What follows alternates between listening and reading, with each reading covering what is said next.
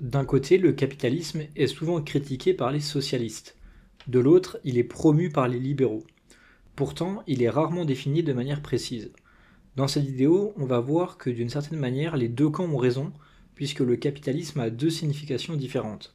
L'une positive, ce qui justifie que les libéraux le préconisent, et l'autre négative, ce qui justifie que les socialistes puissent le dénoncer. Commençons par la signification connotée positivement. Le capitalisme, c'est une évolution de la division du travail. Elle ne se réalise plus seulement par le fait que chacun produit une marchandise différente et passe par l'échange pour répondre à ses besoins.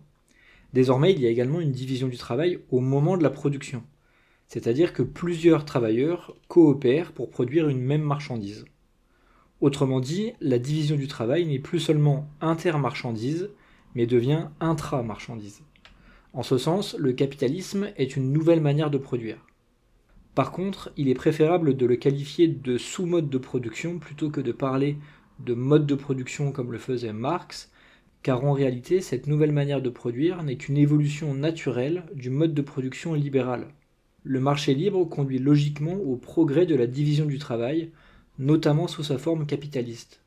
Au final, le capitalisme est un sous-mode de production qui est caractérisé par une division du travail au sein même de la production de chaque marchandise.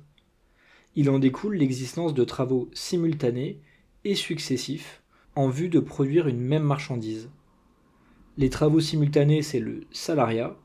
Il y a plusieurs salariés qui travaillent en même temps. Et les travaux successifs, c'est le capital.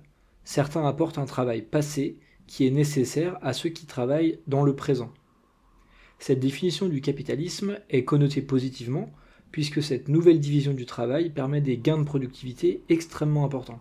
Passons maintenant à la signification connotée plus négativement. Le capitalisme, c'est aussi une certaine manière d'exploiter. Précédemment, nous avons expliqué comment fonctionne le mode d'exploitation libéral.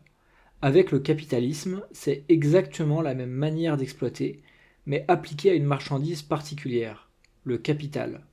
C'est pourquoi on peut parler de sous-mode d'exploitation capitaliste.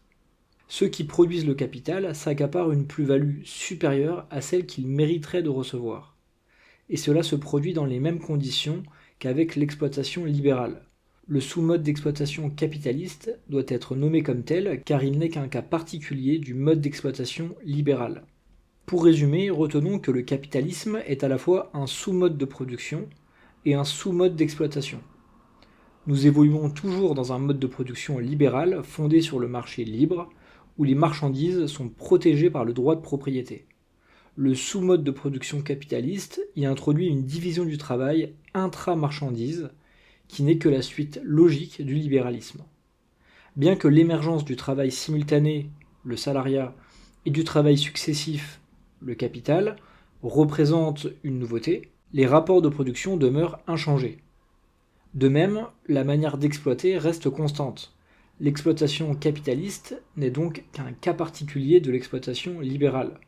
Le capitalisme est aussi un sous-mode d'exploitation.